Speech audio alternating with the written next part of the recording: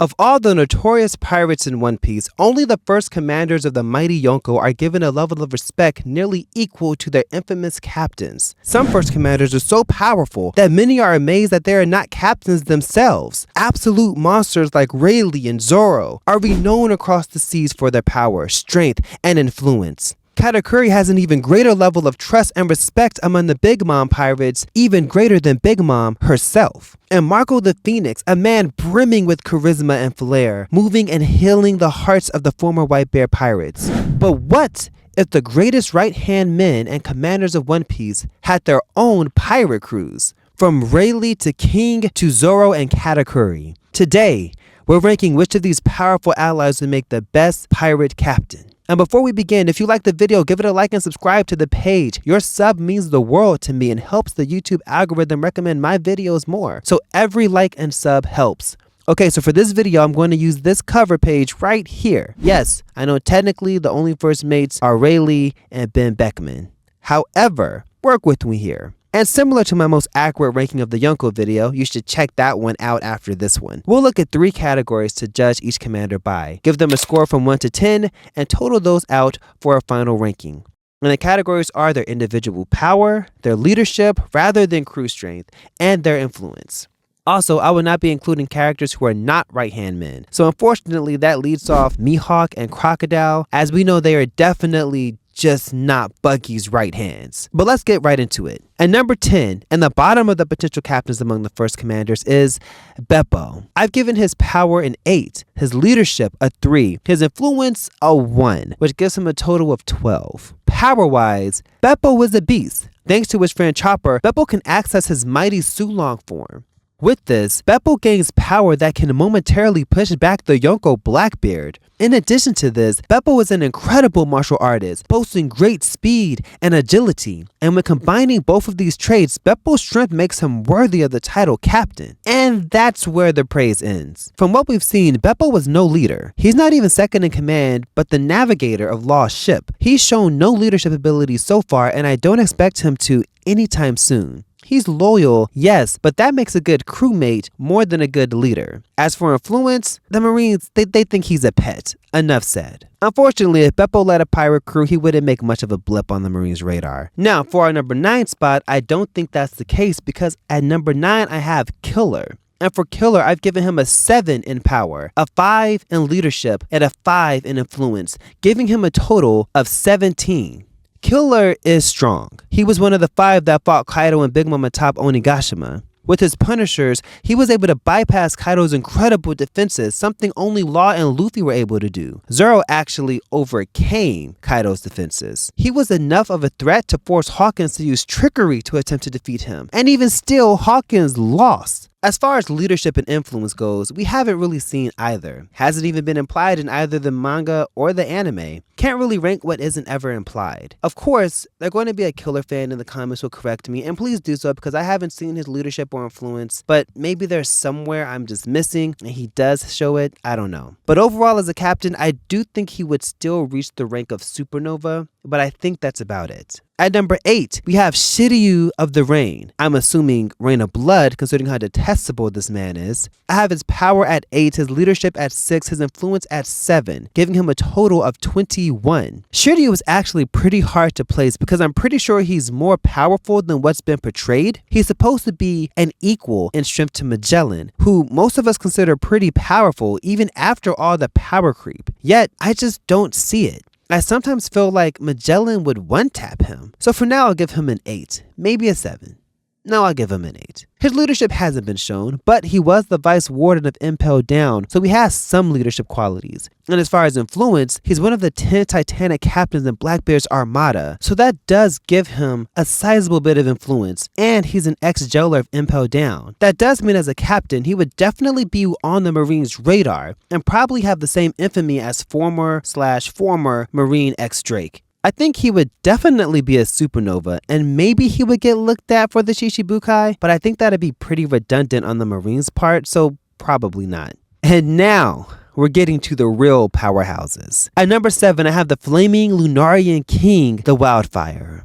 I have King's power at 9, his leadership at 9, his influence at 8, giving him a total of 26. What can I say about Albert? He's strong. Very strong. If you go by the anime, near Yonko levels of destruction strong. But his main power lies within his unique genetics. See, King is a Lunarian, and that makes him virtually impervious to all physical attacks so long as the flame on his back burns furiously. If the flames ever go out, then you'd better hope you're a speedster, because his speed is elevated to an even greater level. Without knowledge of his rare race and advanced conqueror's haki, you're gonna find yourself having a hard time defeating King. King is also a capable leader. During the raid on Onigashima while Kaido battled on the rooftop, King directed and strategically guided the remainder of the Beast Pirates. This is one of the few instances where we actually see a first commander be a commander. His influence could be higher, but due to his rare heritage, he must keep himself hidden, in turn keeping his influence from being as high as it is. But still simply seeing this max man on the seas would spark fear in the eyes of the beholder. King would make an excellent captain, and would at minimum be offered a position among the Shishibukai. Given enough time and power, I could even see him aiming to take on the Yonko. Next, at number 6, I have the third son of Charlotte Linlin, Katakuri. For Kat, I've given him a 9 in power, a 9 in leadership, and a 9 in influence, giving him a total of 27. I think we all know how powerful Katakuri is. Honestly, if you don't have future sight yourself, you're probably never going to touch him. His devil fruit gives him the ability to turn into and create mochi, and he uses it to great effect. Plus, he's awakened, adding even more to his considerable power. Add Conqueror's Haki, and you have a powerful captain in the making. But what about his leadership and influence? It's already been stated by the crew that should anything happen to Big Mom, the crew expects Katakuri to take control. During Big Mom's rampage, he galvanized the other siblings with Perospero and even took on the biggest threat in Luffy. As far as influence goes, when Beige Capone, a supernova confident in his plan to take out Big Mom, saw Katakuri, he just said, well, this plan just failed.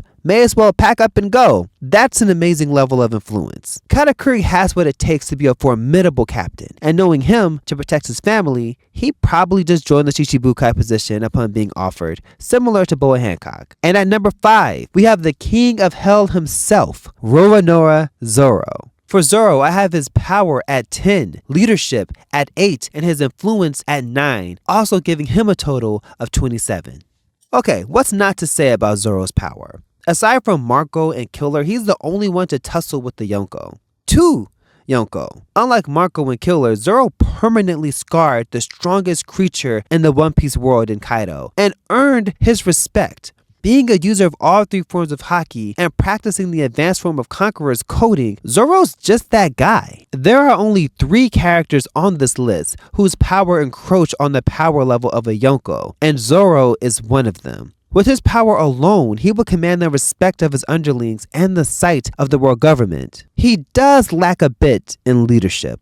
We haven't seen him really lead since pre-time skip when Usopp was having his mid-late teen life, when Usopp was having his crisis. He does still lead Luffy into the logical conclusion, still when Luffy wants to do something dangerous like going to go get Vivi from Mary Joie, but then he also just kind of follows Luffy. Like just recently in the last chapter, he was gonna go see, you know what, that's a spoiler, maybe I won't say anything. But anyway, for those who read the manga, you know what I'm talking about. But his influence is up there. His name is known. Even Rob Lucci noted that killing Zoro would be a nice consolation prize since he was too weak to take on Luffy. Spoiler alert, he was too weak to take on Zoro too. All in all, Zoro will be making the rounds on the seas. I can see him having a crew full of dedicated swordsmen loyal to Zoro, gaining a name for themselves as sword hunters. I will say though, if this is bounty hunter Zoro, then he wouldn't have a crew and wouldn't be a captain. So there's that. At number 4, I have Marco the Phoenix, and I've given the Flaming Bird an 8.5 in power, a 10 in leadership, and a 9 in influence, giving him a total of 27.5. Now, Marco doesn't break the top 6 when it comes to power on this list, but he is very powerful. He's able to tussle with an admiral for a period of time, and even fought Blackbeard after he obtained the Guruguru no Mi and the Yami Yami no Mi. He was also able to stall King and Queen during the raid on Onigashima for some time as well. His strength, though, lies in the healing powers of his devil fruit. His fruit allows him to transform into a burning blue phoenix that's virtually impervious to damage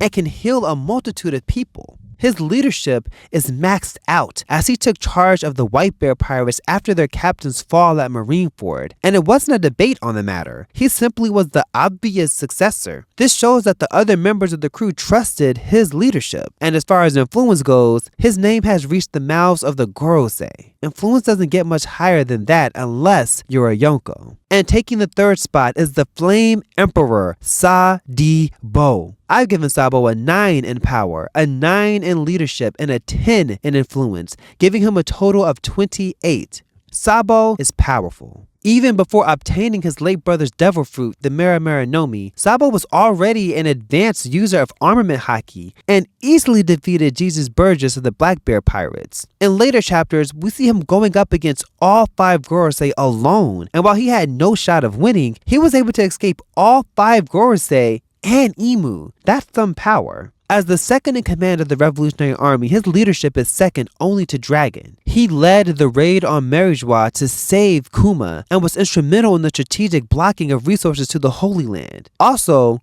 the man's a revolutionary, so his influence would be high regardless. But it's known that his reputation may have even reached and even eclipsed Dragon's, which is insane. So yes, I have maxed out his influence. Sabo would definitely be a revolutionary, even if he was a pirate captain. Because of his upbringing, he'd have no problems raising a powerful crew, and I think the might of this crew would be somewhere around the strength of the Straw Hats during the raid on Onigashima. But next, we'll move on to the penultimate first mate on our list. Coming in second place is the moon to Shanks' son, Benn Beckman. I've given old Ben a 10 in power, an 8.5 in leadership, and a 10 in influence. There's not much to say about Benn Beckman because there's not much known of Benn Beckman. He is powerful, very powerful. Since he's described as the moon to Shanks' son, his power can't be too far from his captain's. And we know Kid stood no chance against him the first time they clashed, and the second time, he still didn't seem bothered by him, even though Kid's bounty was a whopping 3 billion berries. As the first mate of the crew, like an actual first mate of the crew, he commands all those below him, meaning he has considerable leadership skills. He's also the eldest and most experienced among the crew members. As for influence, Admiral Kizaru knew his name and didn't want any smoke from Ben. That's a significant level of influence to make an admiral second guess attacking. Though we don't know much about Benn Beckman as of yet, I expect he'd make a powerful captain. He's one of the few true first mates in the series, giving him a distinction as a trustworthy leader. And to no surprise, finally at number 1, we have the Dark King himself, Silver's Rayleigh. Now I've given Silver's Rayleigh what he deserves, which is a 10 in power, a 10 in leadership, and a 10 in influence, giving him a total of 30. With the perfect score of 30, is anyone really shocked? It's Silver's Rayleigh. This man is the former right hand of the king of the pirates. With the flex of his conqueror's haki, Rayleigh can make the most devious and ambitious Yonko and Blackbeard turn tail and leave Amazon Lily without his prize. As far as leadership goes, he was in charge of training the apprentices on the Earl Jackson, both of whom became Yonko with powerful crews after their time with Rayleigh. And obviously my man is influential. Sure, the government's not actively going after him, but that's because it requires an admiral or two to probably take him down. It's Silver's Rayleigh. So would he make the best and strongest captain out of all the first commanders and first mates? Of course he would. Silver's Rayleigh would simply be another Yonko. And that's the ranking, guys. If you agree with my rankings, leave a like. If you don't agree, leave a like. And don't forget to subscribe to the page. Also, I want to know how you'd rank the first commanders, taking their power, leadership, and influence into account. I'd love to hear it. Till next time, I've been the Blank Face, and I'll see you in the next one.